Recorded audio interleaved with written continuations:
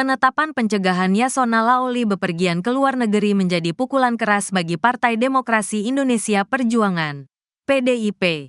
Setelah sebelumnya KPK juga melakukan pencegahan terhadap Sekjen PDIP Hasto Kristianto.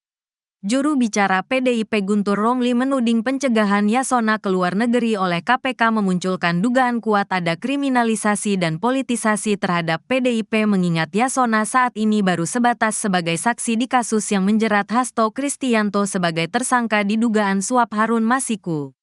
Alasan pencegahan Pak Yasona tidak jelas, dan Pak Yasona dalam kasus Mas Hasto juga baru sebagai saksi.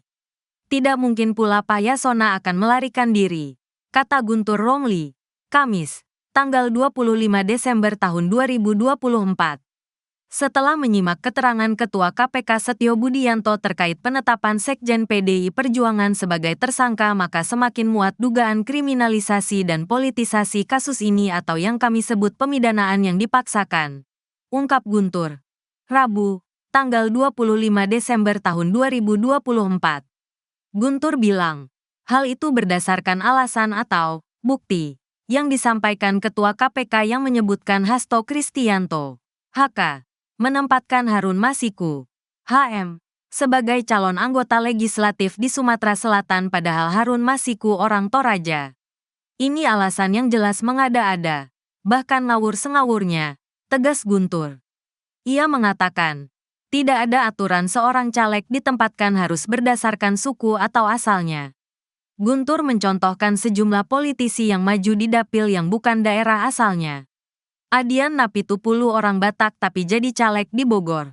Fadly Zon dari Gerindra, orang Minang atau Sumatera Barat juga jadi caleg di Bogor. Dina Lorenza orang Jakarta jadi caleg di Banyuwangi. Willy Aditya Nasdem orang Minang, Sumbar jadi caleg di Madura. Dedi Sitorus orang Batak jadi caleg di Kaltaradel, ungkapnya. Apakah KPK sedang menerima orderan untuk menyerang PDI Perjuangan? Berapa kerugian negara dalam kasus Harun Masiku ini? Kok KPK agresif sekali?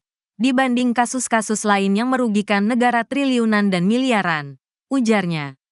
Terkait cegah bepergian ke luar negeri terhadap Yasona Laoly, mantan penyidik Komisi Pemberantasan Korupsi, KPK, Yudi Purnomo langkah KPK sudah tepat.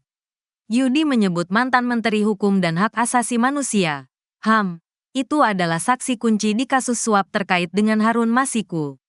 Yasona adalah saksi kunci dalam perkara ini sehingga harus dicekal yang merupakan kewenangan penyidik, kata Yudi dalam keterangan tertulis.